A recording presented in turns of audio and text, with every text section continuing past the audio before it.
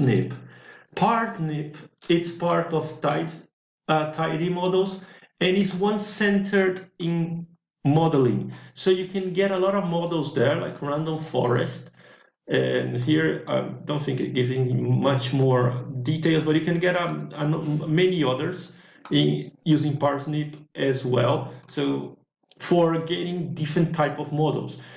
And as I explained in class, Tidyverse is really powerful in the way it's reorganizing everything in R, because R grew so quickly that it's a little bit messy, but really powerful in the sense that if you go to the next slide, you can see here a very, very good cheat sheet of all you can do. And here I also have the PDF version as well.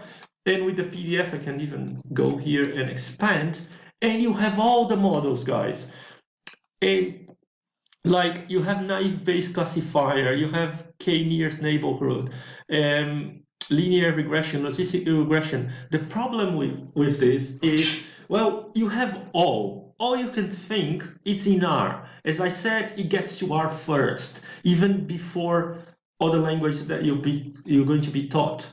But the point is, it's inside many different packages. So R package here, class for this one, stat for this one, R part for this one, neural net for that one, E1071 for support vector machines, stats for k-means, and then also other things that you can do here. But anyway, so that like the GLM net for regularization and lasso and reach, boosting, you can go to mboost. So the libraries, this one is so amazing how it organizes in a one cheat sheet.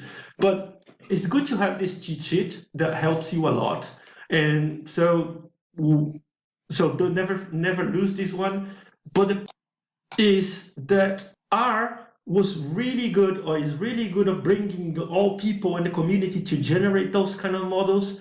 But the problem is, like, R have this thing first, and then the things are copied to Python, for example. But when it comes to Python copied in a library, organizing everything in scikit-learn. And scikit-learn is the Swiss knife of data frames, of modeling, because it's one place where you can find everything.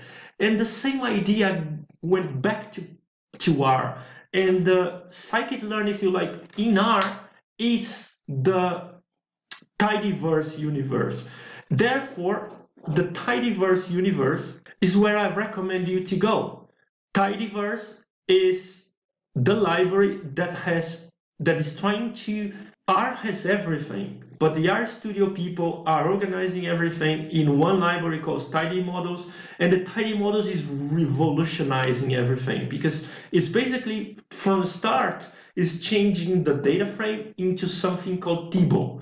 And the Tibble is just the good thing of data frame without the bad thing of data frame. Like, you don't have to put it a factor as a string or equals to false anymore, because the default is not to put it as a factor anymore, and many other things that helps a lot. And you also use the piping sign, and everything is separating different areas. What I mean is, well, you do the pre-process, and the pre-process is reserved to some libraries and some specific, you do the data splitting here, and the data splitting initial split, so you get the training data using this initial split, and you carry on. This only does that job and does that well.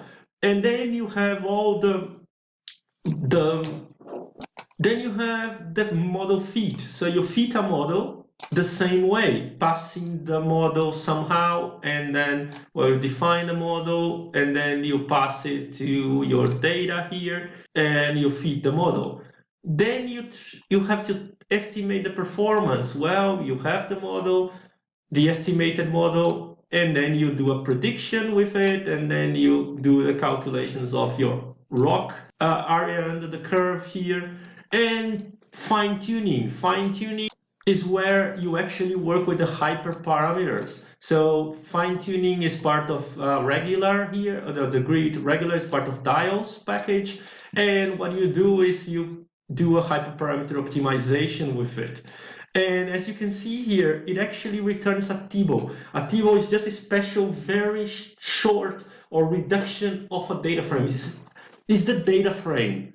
Is the data frame, but without crazy things. So it's removing crazy things. Basically, I have to say it's Python copied the R data frame and removed some things. And now the RStudio people they copied what Python copied, meaning that they removed the same stuff from the data frame, making the data frame shorter, lighter, and faster. And that's great that even without knowing, you know the knowledge of how the data frame is structured.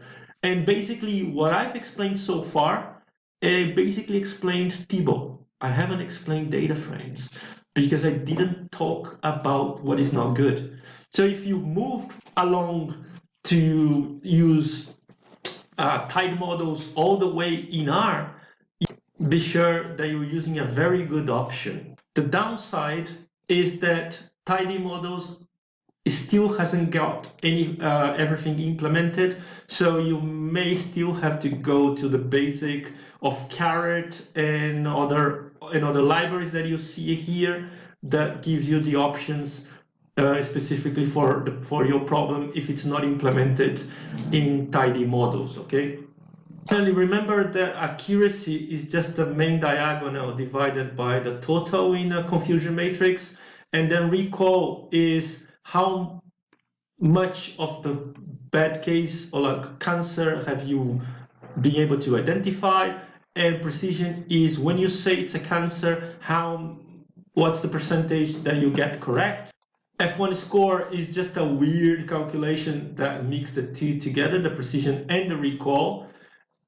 The ROC curve and the area under the curve is such a powerful measure because it's not in one point, because it takes care of the whole predictions that you have. Because R has so many libraries, I do recommend that you check the number of contributors and commits to make sure that the library is maintained. Thank you very much.